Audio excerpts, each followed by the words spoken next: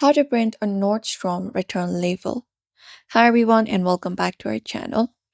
In today's video, we are showing you a no credentials demo process to print a Nordstrom return label as a guest. And this is how it works. So let's just dive right into the video and get started. So we can directly go to the Nordstrom returns page. And this is the website right here that opens up once you click on the link. After that, we can start up the return process. So for that, we need to tap on start a return option. Something similar, you can just go and tap on it and we should be finding this section right here where we can provide in our order number and zip code from our order confirmation email. So go ahead and provide in your order number and right below it the zip code or the postal code.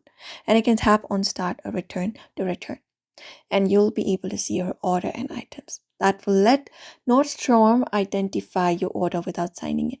Now I can just go over and select the items to return,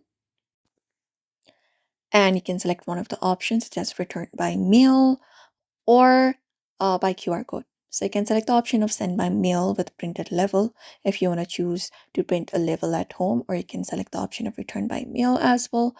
If you do not have a printer, you can show the QR code into the FedEx office to have that printed, and you should be able to select that option of print label.